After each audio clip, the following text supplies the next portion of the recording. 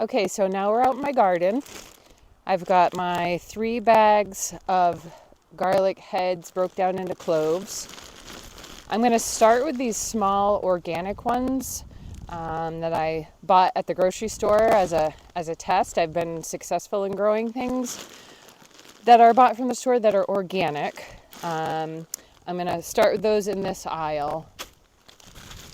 Then I have my garlic cloves that I grew, and we'll see if they'll fit in here. I'm not certain. And then the elephant head garlic, I'm going to probably put those in the front of my house in some raised bed containers, just to kind of keep them separate and see what happens. These are not organic, as I mentioned before, so we'll see. That's going to be a test.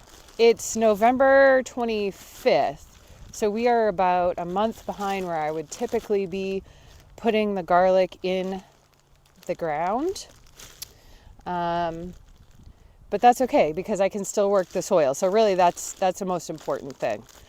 So actually, we are going to start with these small organic cloves, and I'm going to do something a little bit different. I have fixed the row, the growing row from where my chickens were making little fun dirt baths. And then what I'm going to do is I'm going to lay out all of my garlic cloves, and then I'm going to cover them in compost. So what's here now, this was from my tomatoes, and I have left the roots of the tomato plants in the ground. I like that to break down over the winter time, put that nutrients back in the soil. So I've cut off all the stems but left the roots. So I'm going to lay these out. I'm going to put them, they can be pretty close together. So I'll probably put them 6 inches apart. Now typically you want to put the tip of the garlic clove up in the air. I did a little research, and I'm not going to point them down. I'm laying them on their side, so they should still have no problem growing.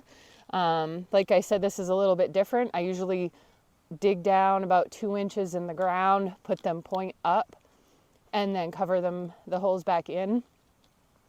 But since I'm going to be shoveling the compost over the top, I'm just going to lay these guys down sideways.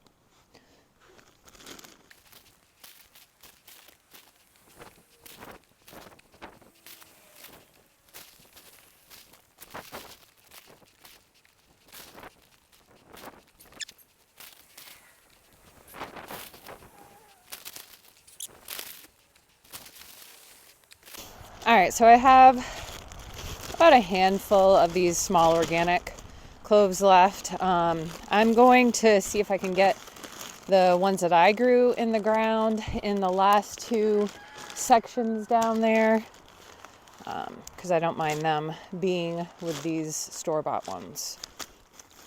So we will take mine that I grew last year that are beautiful, I must say, and we'll finish off this growing row.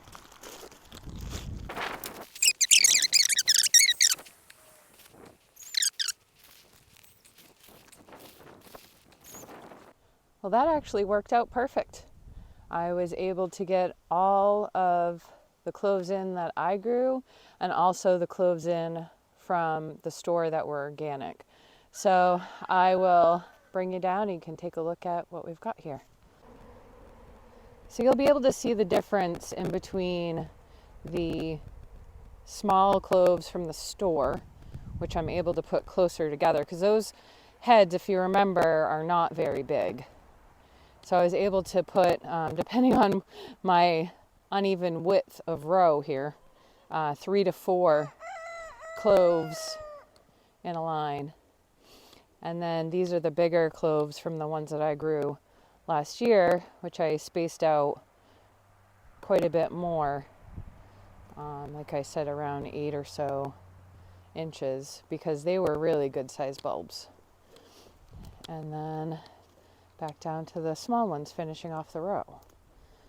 So now what I'll do is I will head back down the row and get my bucket full of compost. Time for a little physical labor.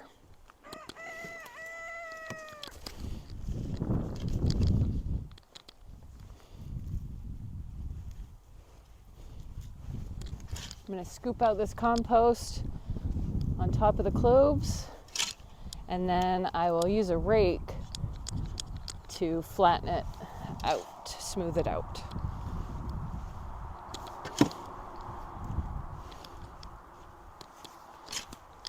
I unfortunately did not grow this compost myself, or make it.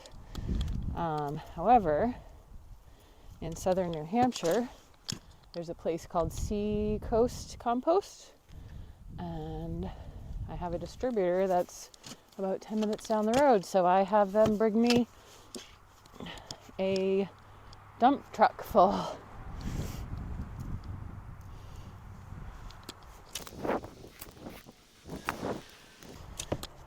All right, so we have this first section done. I'm going to get the rake and smooth it out.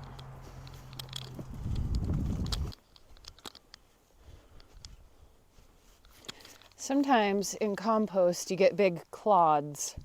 So what's good to do, because nothing is really going to grow through that, is to break it up, especially when they're that size. That was at least a baseball, if not a softball size clod.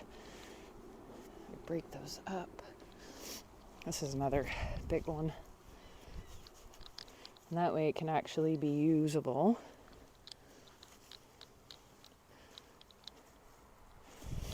All right.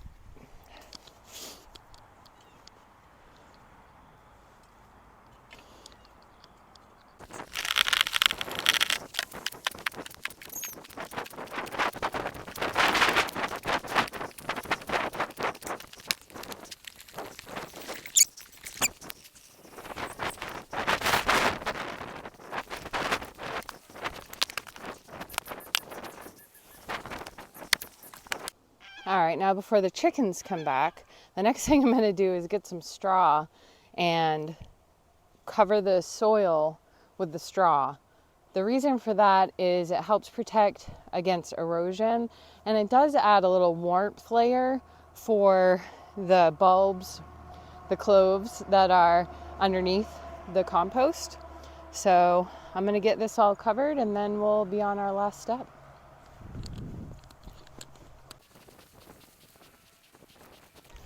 No, no, no, no, no. No, no, no, no, no. Get. Get. Come on.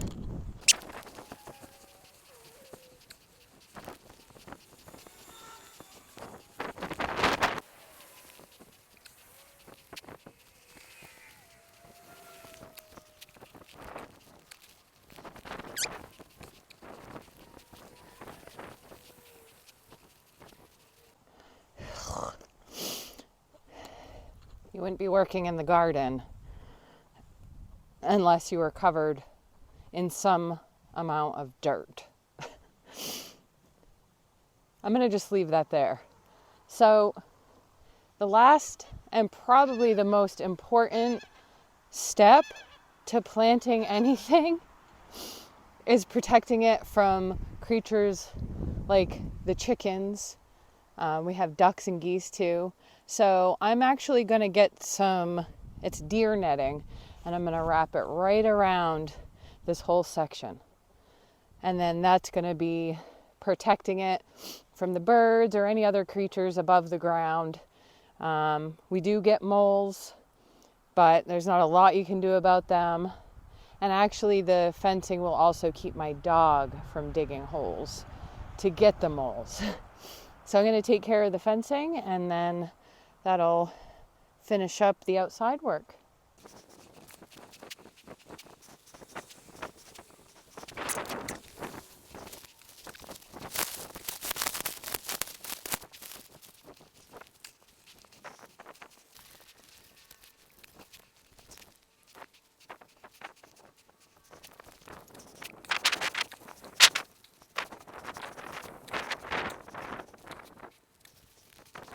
Okay, so now we've got all the fence up around the garlic row, and hopefully these crazy birds will not get in there one way or another.